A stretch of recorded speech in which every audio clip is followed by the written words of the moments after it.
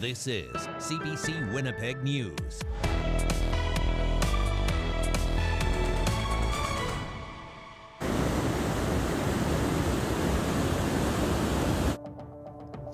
Cut off and stranded, the flooding continues. People in western Manitoba are bracing as they get hit with a second round of storms and severe weather. Good evening, thanks for joining us. All eyes are on the sky tonight as people in western Manitoba buckle down for more rain. The hardest hit areas so far in the Swan Valley region. The situation is quickly changing minute by minute. Roads are washed out and communication is nearly impossible in some areas. More than 100 people have been evacuated and at least 30 others are stuck and cannot get out of their homes. But for one official, right now, the panic is worse than the water. We begin our coverage tonight with CBC's Rosanna Hempel. This is Ian McKay's home, near the community of Minitonas. As floodwaters tore through his yard Monday, the 62-year-old farmer rescued his wife with an excavator. The river was 12 feet wide when I left home, and I got home at 3 o'clock in the morning. It was 900 feet wide. She came out in her boots and jumped up on the track and got onto the machine and rode on the side of the machine, and I drove it back. Many people in Minitonas have flooded basements and flooded yards. Little to no cell service or power. Peter Fleming says the community is covered in debris and mud. Yesterday they were kind of in a state of shock, and today it's really starting to set in with a panic. Minitonas is about 350 kilometers northwest of Winnipeg. Nearly all highways out of the community are closed or washed out, including Highway 10 to Swan River. Council there declared a state of emergency on Tuesday. So did the nearby municipality of Swan Valley West. People in Swan River sandbagged as overland flooding hit the south and southeast corners of town. Northeast of Swan River, one farmer says some of her cattle are stranded. But this water came so fast that we've never seen this in the 72 years that my father-in-law has lived out there. So we couldn't just go to the pasture and rescue them. They're kind of stuck there, so we're trying to look for a way to get them out of there. Manitoba's emergency management organization has launched a command center in the Swan Valley. Premier Rob Canoe says staff are handing out and monitoring supplies. There's food on the shelves now, but again, how long are people going to need to be able to rely on those supplies?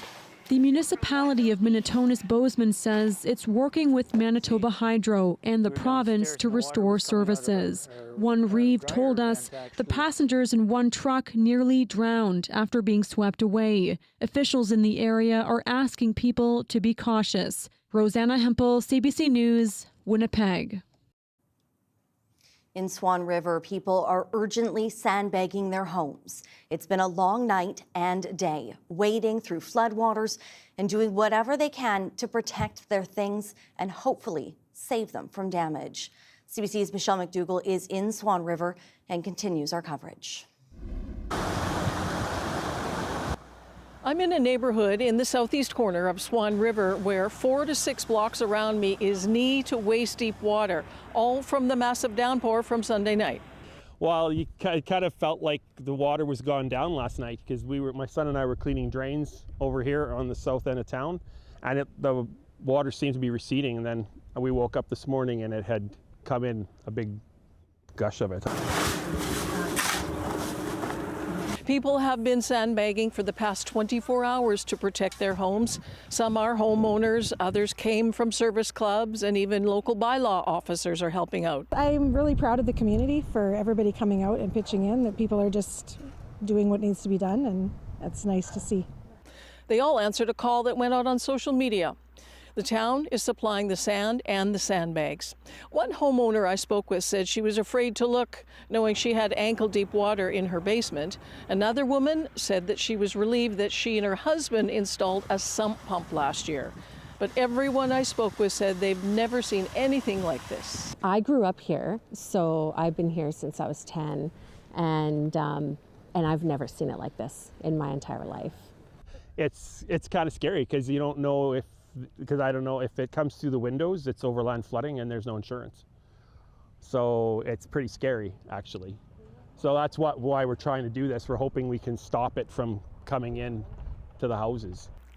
This isn't the only area in Swan River underwater. The overall local state of emergency that was issued today is meant to include the entire town. Michelle McDougall, CBC News, Swan River.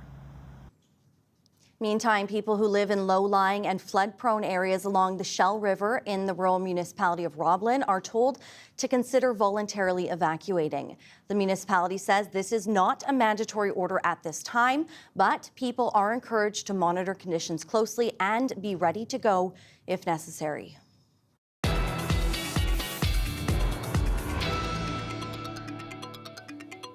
All right, let's bring Riley in here right away. Riley, we know there's been a deluge of water and more rain is in the forecast. We can hear it from our studios right now. Potentially heavy rain in many areas. Tornado warnings that have been rolling through. What should people be bracing for? Yeah, prepare, Brittany, for a very volatile evening ahead for parts of southern Manitoba. I want to start with some video that was taken by our own Christopher Garreau. This was east of Morris.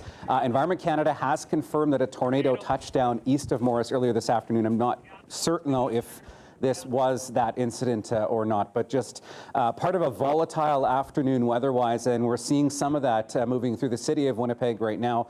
You can hear the heavy rain, what possibly even might be some small hail falling over downtown. This is a look outside from our studio eastward into downtown Winnipeg, and you can see that tornado warning remaining in place for St. Anne, Richer, Landmark, with this cell pushing northeastward toward Beausejour. So if you're in this area or in the path of the storm, this is a good time to find your safe place in your home, your basement, an interior room, somewhere where you're away from windows and doors, because this storm has Environment Canada saying the potential to produce a tornado, but also some very strong wind gusts, some heavy downpours, and of course some large hail, of which we've seen elsewhere in southern Manitoba through the afternoon. The city of Winnipeg under a yellow level severe thunderstorm warning. The rest of the south under an orange level tornado watch because of all of this weather that's been firing up through the afternoon. You can see this severe thunderstorm warning now popping up in the area around Austin and McGregor and further west as well. So looking at the potential, like I said, of some tornadic activity as we head through the evening, very strong wind gusts, large hail, and just a lot of severe weather that will be developing as we head into the evening here. And severe thunderstorm watches remaining in place into the Parkland as well, the region, of course, that does not need all of this rain. So risk of severe storms, Brittany, carries us through the evening down to 19 overnight and likely into some scattered showers still into the morning tomorrow. All right, thanks, Riley. Well, this is not the first time that area has been hit. Back in July 1993, prolonged rains resulted in severe flooding in Swan River, Minitonas, and Ethelbert. 650 homes were evacuated. It caused extensive damage. 7 bridges washed out, 3 highways, and numerous roads that were closed. We reached into the CBC archives to share this report from back then. Hi. A state of emergency has been declared in western Manitoba. Flash floods caused by heavy rain forced more than 750 people from their homes late last night. Most of the evacuees are from the town of Minitonas, about 450 kilometers northwest of Winnipeg. Today, some townspeople were allowed back home, but if the rain keeps falling, they may have to leave again. Here's the CBC's Sasha Petrasik with the details. Highway bridges turned to rubble as quiet creeks turned to raging rivers, all in a matter of hours. Usually you could walk across here with your running shoes and you might, if you jumped good, you'd get one foot wet and the other one would be dry. That changed when more than 16 centimeters of rain fell in less than a day this weekend, much more than the streams which crisscross this corner of Manitoba can handle.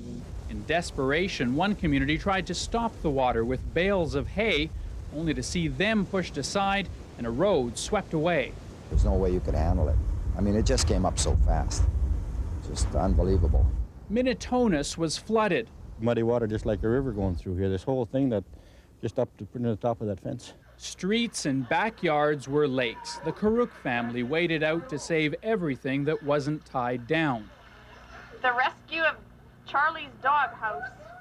Last night, this town and 2 others were evacuated. This morning, residents returned to soggy carpets and flooded basements. But at least they could return.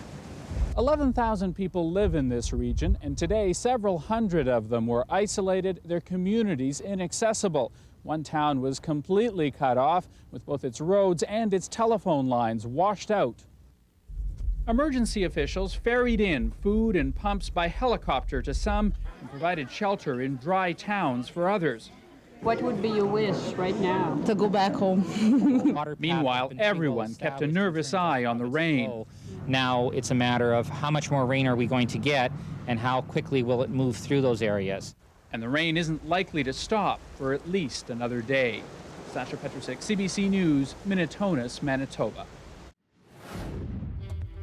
Coming up, how a Winnipeg school grappling with open drug use concerns is banding together. We'll have more on that straight ahead.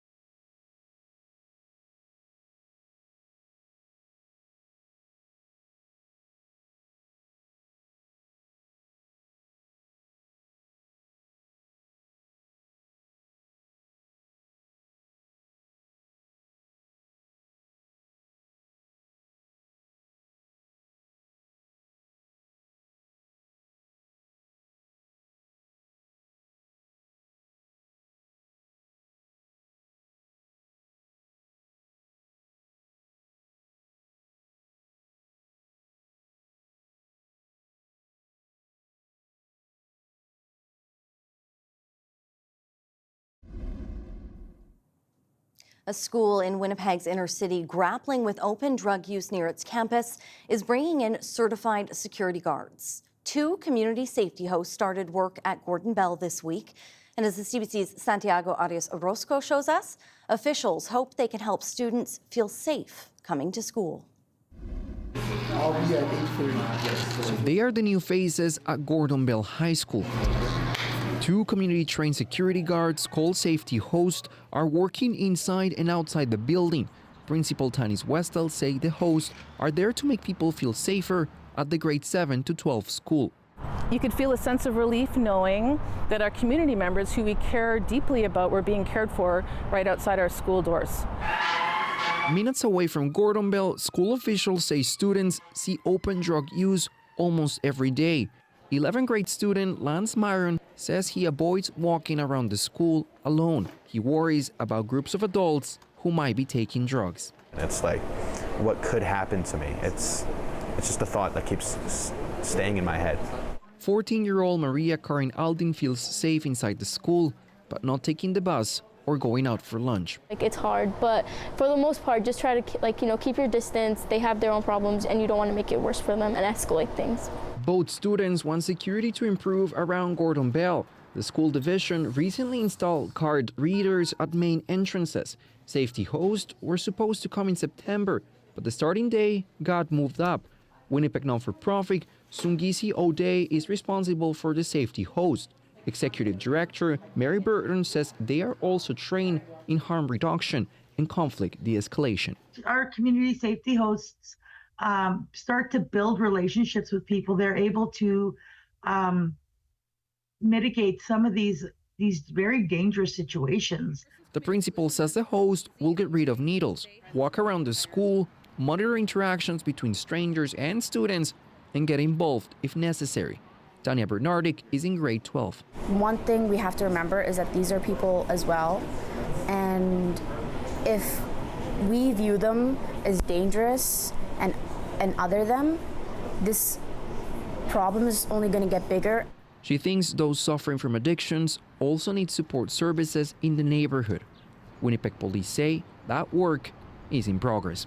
Santiago Arias Orozco, CBC News, Winnipeg. The semi-truck driver charged in a Brandon crash that killed a 49-year-old woman last month has been released on bail. Bridgepal Panwar appeared in Brandon Provincial Court Monday. He's charged with dangerous driving causing death in the collision. Panwar must surrender his driver's license and passport within 24 hours of his release.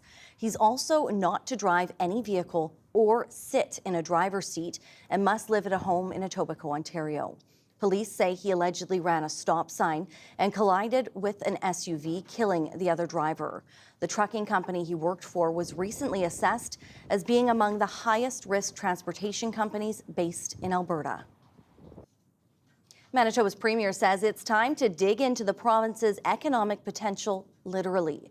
Wab Kinew says the province needs to start mining in a big way in order to boost its economy. The CBC's Ian Fraze has that story.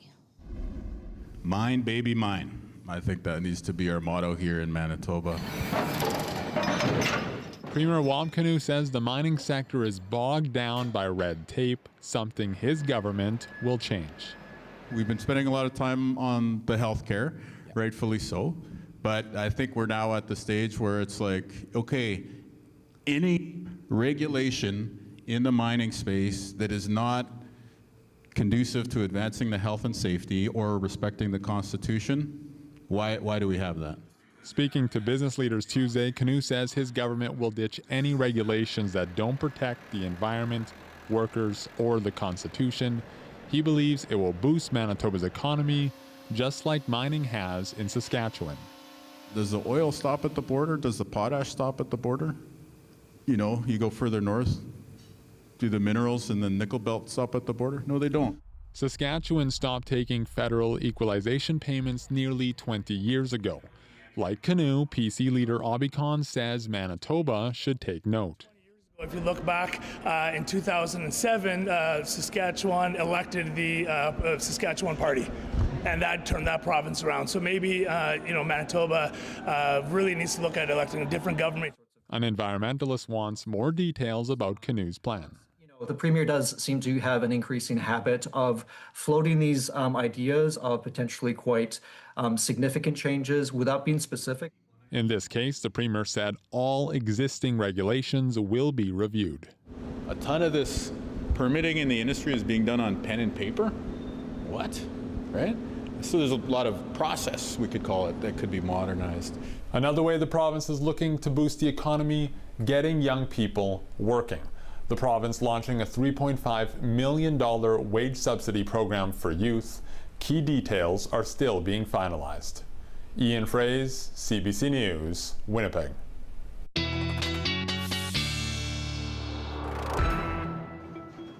All right, Riley, I have to mention, our viewers at home probably can't hear this, but in our studio here in downtown Winnipeg, you can hear the rain, the hail, the thunder. It's actually quite incredible from inside. Yeah, very intense storm system moving through the capital region right now around Winnipeg. Brittany, we've seen some reports of hail in River Heights. I've heard of hail along McPhillips just in the past 5 minutes. So yeah, this is part of a volatile evening that we're going to have across the province here. I want to start with a picture. This was taken earlier this afternoon. Cameron shot this in Sanford, just the sheer size of this hail. All part of a system that also brought with it a tornado warning into parts of southern Manitoba through the afternoon. So please keep sending your pictures. Talk back at cbc.ca. I'd love to see what your corner of the province looks like. Here's what our corner of the province looks like right now in downtown Winnipeg. Some very heavy rain. I think I can hear some hail on the roof of the studio right now. So this is all part of this system that's prompted a tornado warning east of the city around St. Anne, now pushing up into the arm of Springfield. So if you're in the path of this one in particular in the Beausejour region, start thinking about your safe place. Make sure your loved ones are coming inside if they're outside at the moment, because we're looking at some very heavy rain, the potential for some large hail, damaging winds, and the threat of tornadic activity in southern Manitoba throughout the evening tonight. So Winnipeg under that severe thunderstorm warning, another one in the McGregor, Gladstone region, and we've got more thunderstorms pushing back closer to the Saskatchewan border. And this is of note because of the situation that the Swan Valley is dealing with right now. It's not so much the rain that's falling in Swan River, for example, right now. It's what could fall over the Duck Mountains and all of that running downstream and downhill into the Swan Valley once again. So we'll be keeping an eye on that. As we press through the evening here, this all develops as we head through the evening hours, likely to see some pockets of very intense rain and very strong winds at the very least as we head through the evening across southern Manitoba tonight. So a good night to hunker down if you're able to. We get a bit of a break as we head through the day on Wednesday, and then more of it starts to fire up closer to the Ontario border as we get late day, before this all wraps around back over northern Manitoba and gives a good shot of rain to the north as we get through the later part of the week here. So what we're looking at in terms of rainfall, this does take into account the potential for some of those strong thunderstorms and downpours, but it just gives you a sense that the province is looking at a fairly good soaking of rain where we do see some of that. We do have a risk of seeing some thunderstorms in southeastern Manitoba again tomorrow with some hail as well as heavy rain and wind. Not so much the tornadic activity that we're looking at as we get through the day tomorrow, Brittany, and temperatures starting to cool down as we get through the next couple of days. All right, thanks, Riley. You're welcome. All right, well, stay safe outside. This obviously a very different look than what we're experiencing right now. We have much more ahead. Stay with us.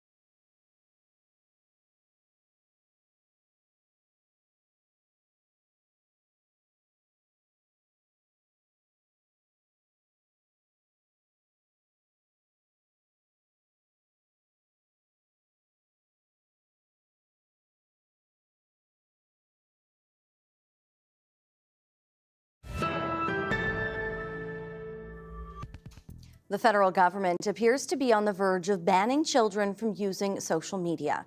It's a move many countries have been considering ever since Australia implemented such a law late last year. But Mark Carney says he can't reveal details about how a ban would work in this country, at least not right now. Ashley Burke has details from Ottawa. Good morning, Prime Minister. The Prime Minister facing questions about a new bill a source says includes some kind of ban on social media for children under 16. The government will be taking steps to protect people's data, their privacy, and their children. But Mark Carney and his cabinet ministers wouldn't confirm details because bills are confidential right before they're tabled. I can't comment on a bill that's on notice right now. Instead, they spoke about the need to protect kids. I think it's obvious why it's a priority. Kids are dying. This is world leading. This is Australia showing enough is enough. Last year, Australia became the first country in the world to require platforms to ban users under 16, but many still found ways in. A concern for some here in Canada, too. It should be banned for kids under 16? What do you think? I don't think so. No, we need probably more parental guidance in that. Those that get around it know how to get around it. The federal government has been under pressure to act from groups like this charity.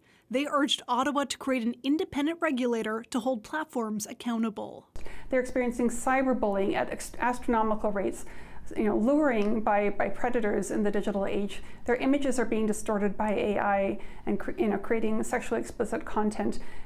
These are just some of the many things that are dangerous and that are causing our kids to be unwell and to die. The Globe and Mail's reporting a new regulator would be created to come up with safety standards. While I don't support an outright ban, it's fair to say that if it's going to take some time to set up a regulator, that maybe we pause access to these tools to kids until they can prove that they're safe via the regulations. The government said last week the legislation would also address the safety of AI chatbots. This after the Tumbler Ridge shooter's conversation with ChatGPT wasn't reported to police. Ashley Burke, CBC News, Ottawa. A former Air Canada captain has been arrested and charged with fraud. Jeffrey Wall is accused of piloting hundreds of flights for nearly 17 years with fraudulent licenses. Ali Chiasson has more on the story. While Jeffrey Wall was an experienced pilot, he captained over 900 domestic flights, not just domestic, but international as well.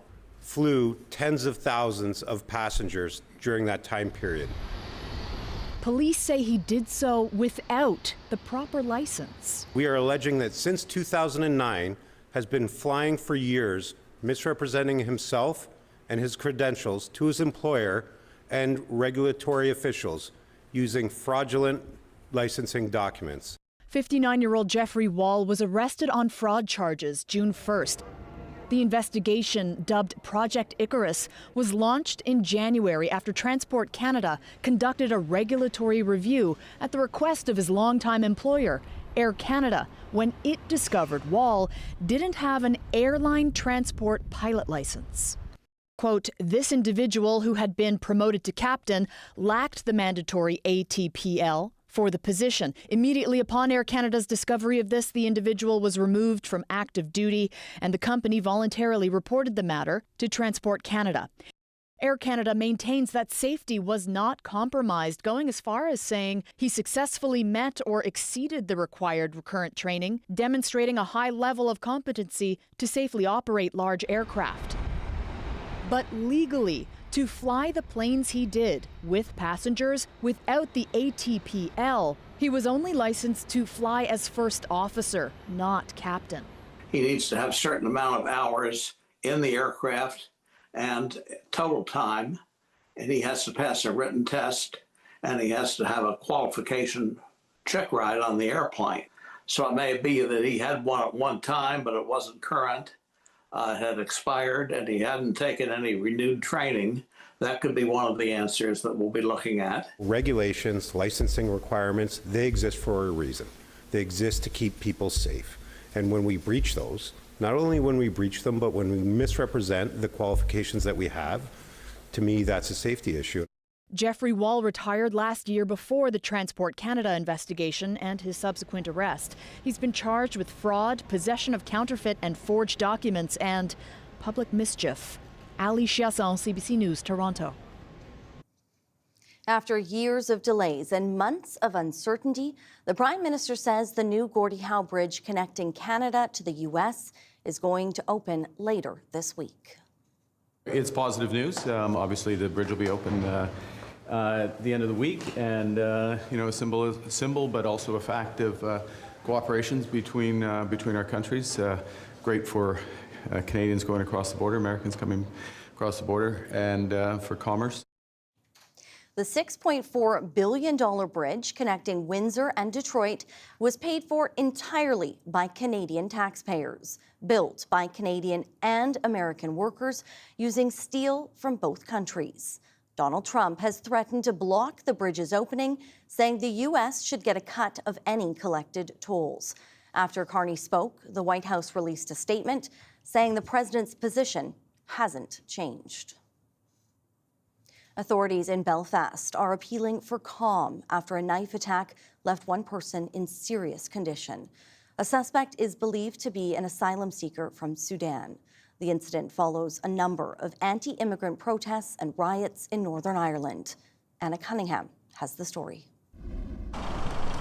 This attack happened in North Belfast. It was about 10:30 Monday night. What happened has shocked this tight-knit community. A warning, we are about to show you a distressing image. It shows a man on the floor and another man leaning over him with a knife. Bystanders did intervene. One used a hurling stick from Gaelic sports. It's similar to a hockey stick, as they tried to help the victim. A man in his 40s suffered serious injuries to his eyes, back and face. He remains in a serious condition in hospital. The British Prime Minister Keir Starmer has described the attack as sickening. In a statement, he said, "I have absolutely no tolerance for abhorrent scenes of violence like this on our streets. My thoughts are first and foremost with the victim, and I thank the first responders, including members of the public who intervened." Throughout today, we've been liaising with senior counter-terrorism partners. At this stage, we have no information to suggest that this was a terrorist-related incident. The suspect was not known to police. Authorities say it's understood that he claimed asylum in Northern Ireland after arriving from Dublin in Ireland via Paris and was on a 5-year visa. There have been tensions in some communities across the UK and Northern Ireland about the level of irregular migration. The First Minister of Northern Ireland has issued this message. My message today is one of calm, and don't allow those people that don't care about people here to incite hatred, to incite fear. Police are increasing patrols across Belfast and are also appealing for calm from the community. Anna Cunningham, CBC News, London. CBC News has learned new information about a shocking shooting in British Columbia last month. Police never identified the victim, but an investigation by the Fifth Estate has learned he was allegedly a high-ranking member of a dangerous Indian gang operating in Canada. And it appears the federal government had been informed that he was here. Fifth Estate co-host Stephen D'Souza has the exclusive details. The shooting was cold-blooded and brazen. In the middle of the afternoon, gunmen killed a man inside his office. For over a month, police did not identify the victim, but the Fifth Estate obtained this photo. His name was Gurvikramjit Singh Waring. At least that's the name used at his funeral.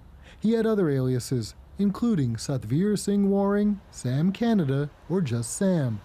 Police say he had no criminal history and wasn't the target of the extortion threats which have been plaguing Canada's South Asian communities. This radio host and former MP works in the same building as the shooting. She says multiple people in the community have told her Waring threatened them.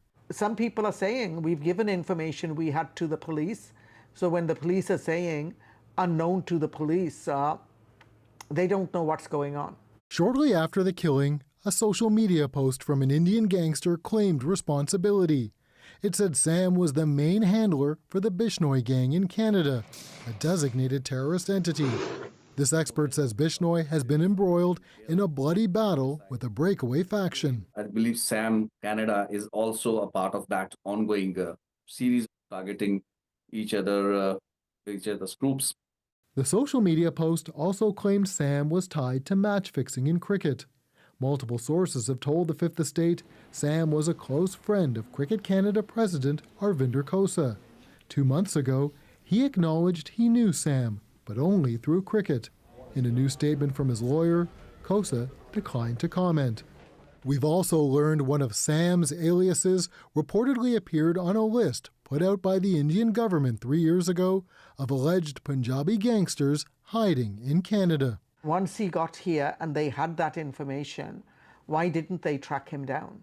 Police and government officials wouldn't comment on that, but after our story was published, the RCMP, which is leading the investigation, confirmed Waring's identity, though they said they wouldn't release any more information because it could compromise the ongoing case. Stephen D'Souza, CBC News, Toronto. Health officials in British Columbia say the Canadian who fell ill with hantavirus on a cruise ship has recovered and is out of hospital. The Yukon resident contracted the virus while on board the ship earlier this spring during a voyage in the Atlantic. 3 other Canadians who were on the ship are isolating and are showing no symptoms. NASA reveals its Artemis 3 crew that will take the next big step on its journey back to the moon. We'll have more on that next. Stay with us.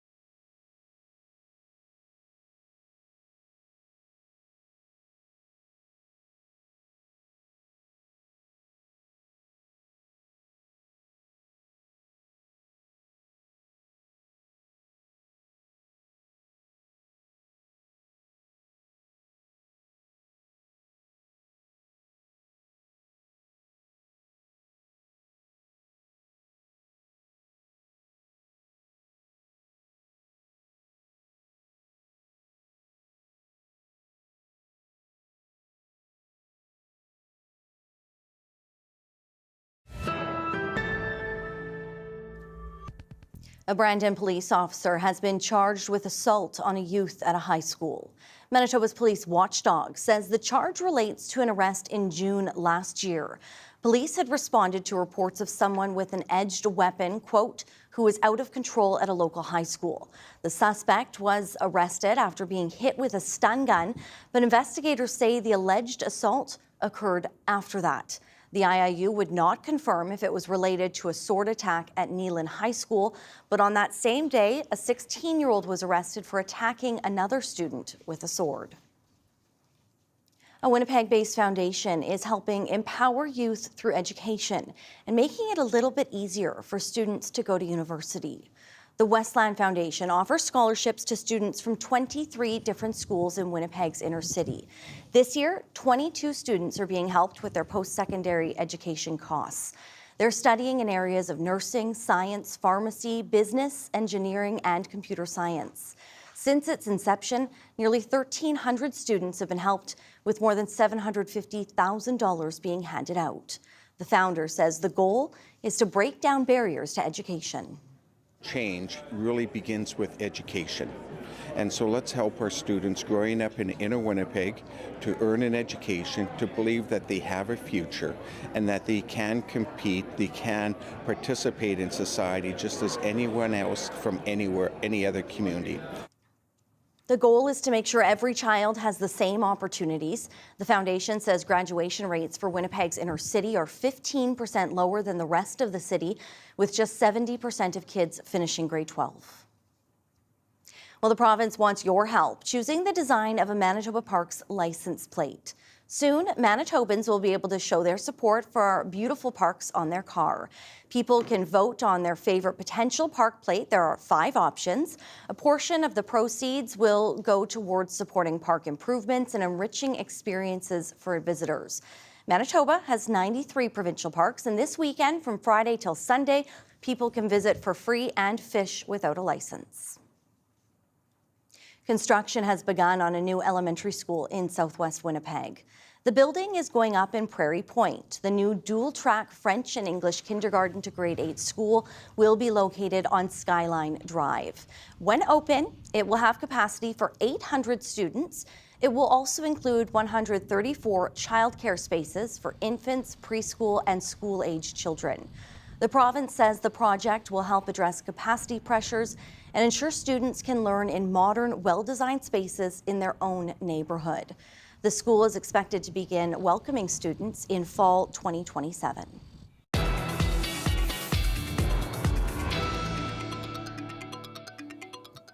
All right, let's bring Riley right back in. And Riley, this is a very quickly changing and very volatile situation. Yeah, and there has been some reports of some very intense downpours in Winnipeg, along with flooded streets, up to toonie-sized hail, according to Environment Canada, reported in some parts of the city.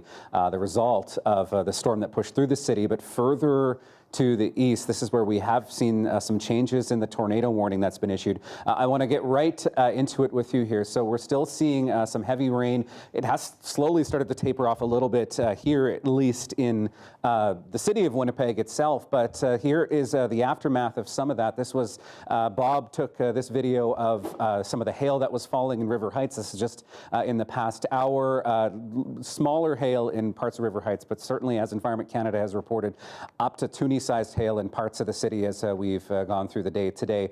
One more picture to show you. This one was taken in the last 45 minutes by Ken in St. Anne. This is where that tornado-warned storm has been moving through. It's now out of the St. Anne region, but is now pushing northeastward toward Beausejour, and that's where we have seen the change in the tornado warning now, including parts of the arm of Springfield with this particular system, this tornado-warned storm pushing toward Beausejour. So if you're in the path of this one, if you're in Beausejour, make sure you are aware of your safe place to be, because this is a particularly strong storm that's pushing through. And I'm just looking at the radar returns and some of the watches and warnings. This just changed on me. There's a red level tornado warning for the city of Winnipeg right now. Doesn't mean there has been a confirmed tornado. It just means that Environment Canada has detected the possibility of such with the rotation from the radar return. So again, that is a new one there, a red level tornado warning in place for the city of Winnipeg. Again, like like I've been saying through the show, make sure you have your safe place to go, in a basement ideally, away from windows, in an interior room if you don't have a basement, just in case we do see some of that tornadic activity, which was expected. We do have an orange level tornado watch in place for a good chunk of southern Manitoba, warnings in place for Gladstone up the west side of Lake Manitoba and into the Interlake as well. So we are looking at a very rough night ahead, severe weather-wise, through parts of the province here. So overnight temperatures around 15 degrees through the Parkland. That risk of thunderstorms takes us through the overnight hours tonight, 18s and 19s through the Red River Valley, and looking at 13 overnight in Thompson. We'll see that rain beginning in parts of northern Manitoba. And this is where we'll see a fairly good soaking in places like Grand Rapids, Norway House, Flin Flon, the Pas-Océan through the day tomorrow, 17s through the Pas-Océan, and looking at 18 in Lynn Lake. And as we look at southern Manitoba, we do get into a bit of a dry slot to start the day at least, but you'll see more of that thunderstorm activity firing up again into the afternoon, where we have some slightly warmer and slightly more unstable air along the Manitoba-Ontario border, with the possibility of a few scattered showers wrapping back around into parts of western Manitoba, Brittany. So very volatile evening. Just keep an eye on the weather warnings, and I'll keep you updated as we get through the show here. All right, thanks, Riley. You're welcome. NASA has unveiled the next chapter of its Artemis Moon program, naming the 4 astronauts who will continue where Artemis 2 and Canada's Jeremy Hansen left off. Science reporter Anand Ram has more on the new crew and their mission. So you want to find out who the astronauts are? Saving the best for last, on stage in Houston, NASA unveiled the next crew for Artemis 3. 3 Americans, Commander Randy Bresnik, a retired Marine Corps officer and veteran of the International Space Station, Mission Specialist Frank Rubio, who holds the American record for longest duration spaceflight at just over 1 year. My brain, it is going a mile a minute right now, but my heart, it is so warm. And the man who was a backup on the last Artemis mission, engineer Andre Douglas, getting the chance to take his first ever spaceflight. I apologize in advance if I get emotional. Joining the Americans, European Space Agency astronaut Luca Parmitano, also a veteran of the ISS, emotional as he thanked his family. You are the energy that feeds my soul. And your love is the spark that ignites every passion. The mission for this crew has an ambitious timeline, launching next year, and nervousness over a private partner loomed over this announcement. We had a significant anomaly at our launch complex. This spectacular explosion was of Blue Origin's New Glenn rocket, the same rocket the company designed to take up the lunar lander the Artemis 3 crew are supposed to test on this mission. Today, confidence from Blue Origin. We expect to complete the vehicle for Artemis 3 and be ready for launch in 2027. It's not as bad as we originally had thought it might have been. They're going to be able to repair a lot of it there. But no question, it's a huge setback for the mission because NASA's relying on both Blue Origin and SpaceX to get this technology ready. This mission won't go to the moon. Artemis 3 is a low Earth orbit test of many systems needed to get there, a critical step not lost on the crew. Spaceflight is hard, and that's why the most important Artemis mission will always be the next Artemis mission. Paving the way for Artemis 4, not just to land on the moon in 2028, but to set up a future of science and even industry there. Anand Ram, CBC News, Toronto. The FIFA World Cup kicks off on Thursday. Vancouver and Toronto are the 2 Canadian cities hosting matches, but other cities here have FIFA fever. Nicole Healy looks at a district in Edmonton that's planning for nearly 100 watch parties. Edmonton is known for its hockey, but this summer all the love is going to soccer and the FIFA World Cup. I'm standing here in the Ice District Plaza where starting on Thursday, it will host 97 of the World Cup games. 17 of those will be special games hosted in the fan park tent nearby, including all of Team Canada's matches. We're just looking for a place for people to come down, a free, safe place that people can gather and have that sense of community, that sense of culture down here. Ferguson says Edmontonians love soccer more than people realize, and they want the world to know it. There was over 45,000 people on Monday in the pouring rain for the Canada match at Commonwealth Stadium, and that just goes to prove time and time again. It's a tournament that should have been happening here in our city. Local restaurants are joining in on the excitement too. I love that Edmonton is such a passionate city that we can have opportunities like this. Campio Brewing says it will be a bit of a different atmosphere than Oilers games because people won't be rushing to Rogers Place to catch the game. People will be able to kind of come in more of a relaxed setting, just enjoy the game. We are going to be playing all Canada games with sound. The Ice District says it's excited to see how a summer of soccer can bring fans together just like the city's beloved Oilers can. Nicole Healy, CBC News, Edmonton. An Air Canada flight attendant got a big surprise when a pop star landed on her flight. Coming up, the gift she gave the star and why she says she won't forget it. Plus, Riley's back with a last check on our forecast.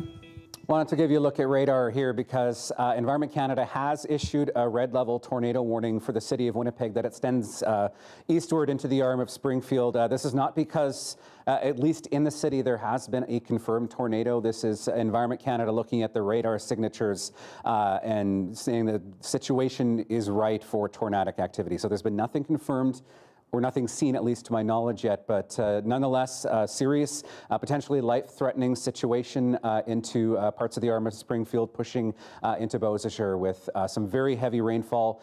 Large hail has been reported, and we've seen some strong wind gusts as well. And this all extends back into southern and southwestern Manitoba, so prepare for a pretty volatile night weather-wise. Quick look at your 7-day forecast, a bit cooler as we head into Thursday, Friday, then we dry out a bit as we head into early next week again. An Air Canada flight attendant from Ganawege First Nation was working a flight from Toronto to Montreal when she found out she'd be serving a VIP. None other than pop icon Rihanna, and the flight attendant had a chance to gift the singer something special and teach her a few words of her language. Take a look in our Daily Lift.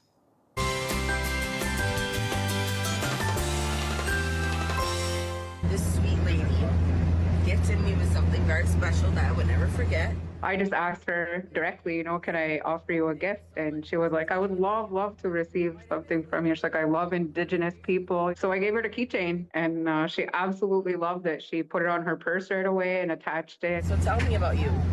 My name is Lily, and I'm Mohawk First Nation from Ganawage, and I gave Rihanna a present. I'm so honored. She was asking me how my day was and how I was doing. It was really organic. It was really nice conversation. I taught her how to say our Ganyageha word in Mohawk, which is nyawa, which means thank you. Nyawa. Nyawa. I said it right? Yeah, you did. Nyawa. A lot of different things were going through my mind, but I really appreciated, her allowing the platform for both of us to be able to have a cultural exchange and really just be able to connect and bond on that part. Very cool, sharing her culture and her kidding. language. Just a reminder, very volatile situation, things changing very quickly, many parts of the province. Head to our website tonight to keep up to date on all of that. And know your safe space in your home, basement, somewhere away from windows. If you don't have a basement, an interior room, also a good idea when you see tornado warnings issued for your region. Stay safe, stay dry. We'll see you back here tomorrow night.